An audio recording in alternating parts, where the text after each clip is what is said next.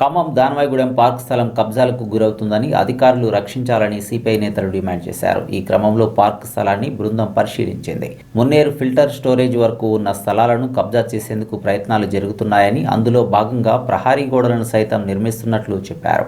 ఈ విధంగా స్థలాలు ఆక్రమణకు గురైతే ఫిల్టర్ బెడ్కు ప్రమాదం ఏర్పడే అవకాశం ఉందని ఆ పార్టీ నేత సలాం ఆవేదన వ్యక్తం చేశారు. ఈ కార్యక్రమంలో నాయకులు సాంబశివరెడ్డి, నూనె శశిధర్, చానా, రఫీ, రెహమాన్ తదితరులు పాల్గొన్నారు.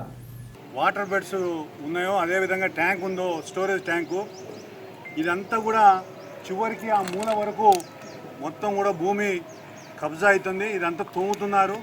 ఒకరేమో ప్రైవేట్ ల్యాండ్ అంటున్నారు, ఒకడేమో గవర్నమెంట్ ల్యాండ్ అంటున్నారు. ఇక్కడి నుంచి ఏటి వరకు మొత్తం కూడా అన్నీ కూడా కబ్జా చేస్తున్నారు, ప్లాట్లు చేసి అమ్ముతున్నారు. అదేవిధంగా అవతల పార్క్ అని చెప్పి గతంలో ప్రభుత్వం పెట్టిన పార్క్ మొత్తం కూడా అది కూడా కబ్జాకు గురవుతుంది. నాలుగైపు నుంచి ఒత్తిడి తీసుకొచ్చి ఇక్కడ బడాబాబులు అందరూ కూడా కలిసి ఈ భూమిని అమ్ముకుంటున్నారు. ఇక్కడ ఇది స్టోరేజ్ ట్యాంక్ కూడా పడిపోయే పరిస్థితికి వచ్చేసింది. ఎందుకంటే గుట్ట మొత్తం తోవేస్తున్నారు. మన అధికారులు ఏం చేస్తున్నారు అర్థం కాని పరిస్థితి. దీని మీద వెంటనే జిల్లా అధికారులు దృష్టి పెట్టాలా. ఎందుకంటే ఖమ్మం పట్టణంలో ఇది వాటర్ ఫిల్టర్ బెడ్స్కి, అదేవిధంగా స్టోరేజ్ ట్యాంక్కి సంబంధించిన స్థలం ఇది. అదేవిధంగా ఇది పార్క్ సంబంధించింది. దానేగూడెం పార్క్ అని చెప్పి పెట్టడం జరిగింది.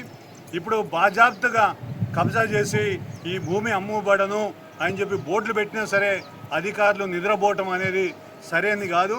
వెంటనే దీని మీద చర్య తీసుకోవాలని చెప్పి భారత కమ్యూనిస్టు పార్టీ డిమాండ్ చేస్తుంది. సాఫ్ చేయించేసి ఇలా వెంచర్ టైప్ వేసి ప్లాట్లతో సహా అద్దులు పాతారు. ఇక వస్తూ ఉంది. దీన్ని తక్షణమే కలెక్టర్ గారు దీన్ని స్పందించి ఈ యొక్క పార్కుని గతంలో ఏదైతే చిల్డ్రన్స్ ఇక్కడ దానాయగూడెం పార్క్ అని చెప్పేసి పెట్టి చాలా ఆనందకరంగా ఉండేది. అది మొత్తం కూడా తీసేసి మొత్తం కూడా గుట్టలతో పాటు మొత్తం తోబిన ఆనవాళ్ళంతా పడుతున్నాయి. గతంలో ఫ్లడ్ వచ్చినప్పుడు కూడా వాటర్ ఇడిదాకా వచ్చినాయి. అయినా కూడా మళ్ళీ లోపలకు కూడా లోపలకు కూడా ప్లాట్లు చేసి అమ్ముదామని చెప్పి బోర్డులు పెట్టారు, పెద్ద పెద్ద వెంచర్లు వేశారు, చుట్టూ భారీ కూడా నిర్మించారు.